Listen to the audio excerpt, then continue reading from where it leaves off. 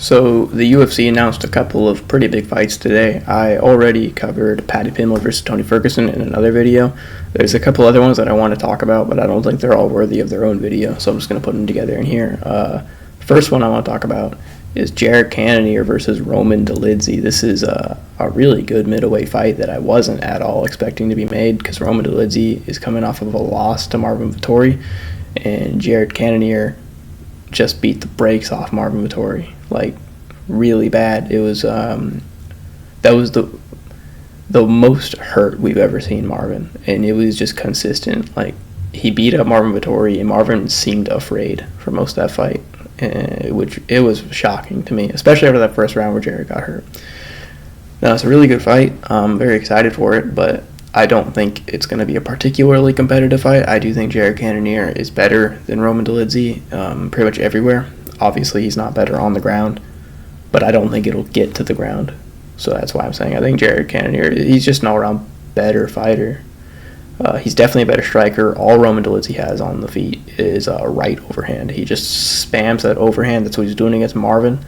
Marvin's not a complicated striker, and he was out-striking Roman Dolidze. Jared Cannonier is not a complicated striker, but he's more complicated than Marvin Vettori. He's got more to his game, He's got really good calf kicks. He has a pretty powerful body kick. He is good at mixing up head shots and body shots when he wants to.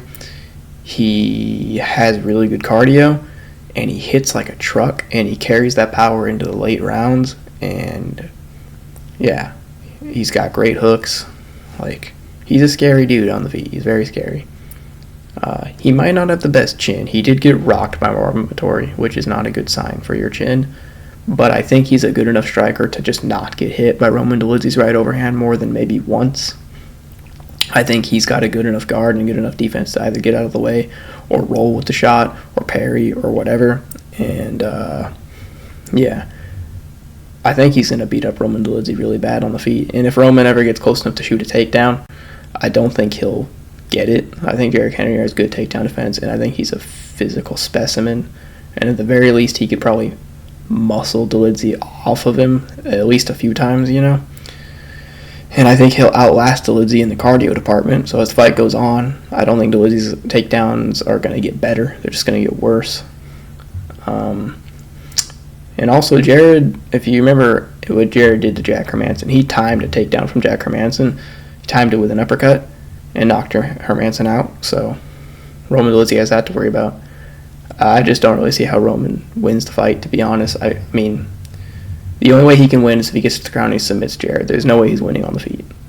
And I just don't see that happening. I trust more in Jared's superior striking than the small chance that Roman can get him to the ground and submit him quickly. So yeah, I would say Jared Cannonier is probably going to win that. I would probably by decision. It is a 3-round fight, I believe. If it was 5-rounders, I would maybe give him a better chance of getting a finish at some point. But in 3 rounds, I think Dolidze's really tough, and I think he'll meet Jared head on, and I think they'll both make it to the end. But I think Jared's probably going to win every round of that fight. So yeah, I would say Jared Cannonier by a 30-27 decision.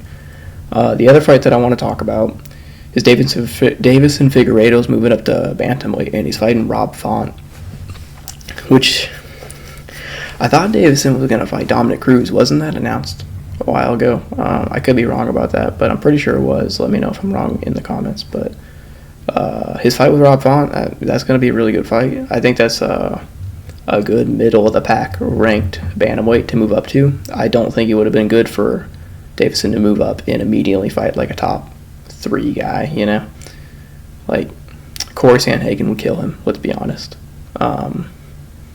Aljo would just ragdoll him. He's just too big, too strong.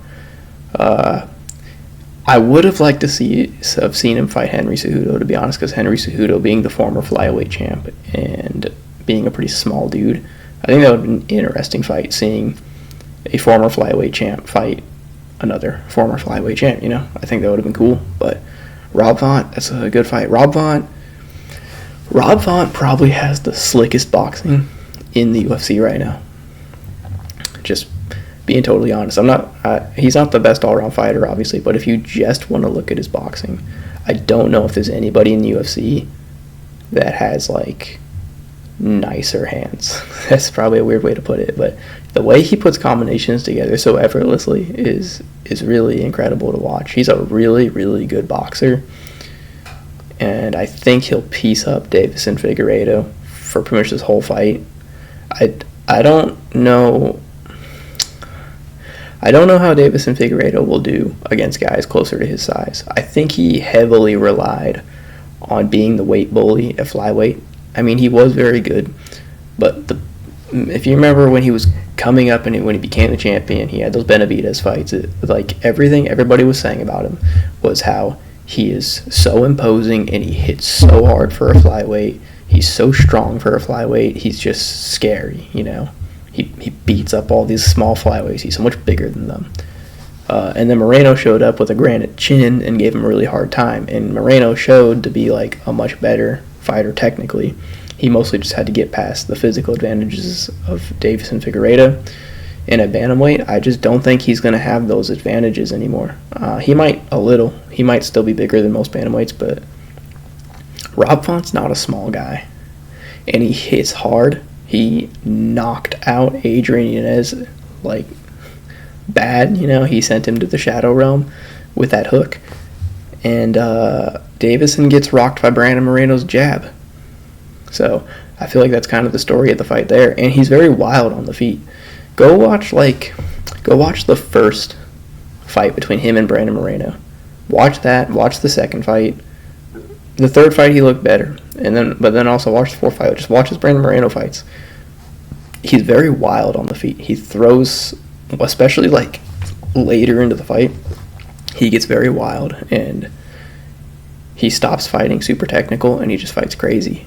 And if he opens up like that against Rob Font, he's going to eat a really hard shot, and I think he's going to go down. I think we're going to see him get knocked out cold for the first time.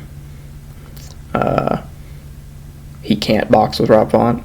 He might be able to take Rob Font down, but his grappling hasn't been super dominant lately. And I know Rob Font did just get dominated by Sandhagen in the grappling, but that was on short notice, and he probably wasn't expecting grappling from Sandhagen. He might expect some grappling from Figueredo. So when he's training for it and he has a full camp, I trust him to not get taken down. If you've seen his fight with Ricky Simone couldn't get him down, and he ended up knocking out Ricky Simone. So, yeah, I think he's going to knock out Deiveson Figueredo in, I'll say, the third round. I think it'll be after Deiveson gets tired, because Rob Font won't get tired. He'll be fine the whole fight.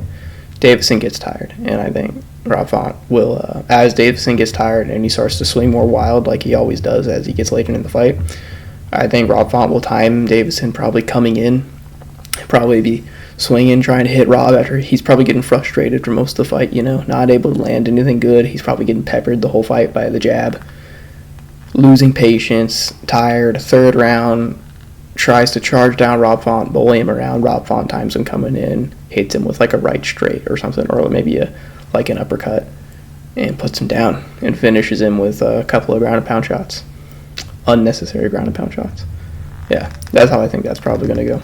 If you enjoyed the video, which you probably didn't because I'm really bad at talking on camera, but if you did, you can please hit the like button. That would really mean a lot to me. If you could subscribe if you want to see more MMA stuff, then hit the subscribe button. I would appreciate that too. I'm going to try to post frequently. I'm hoping to post something every day. I'll post a short or a video every day, one or the other. That's my plan. So yeah, thank you for watching, and I'll talk to you guys later. Bye.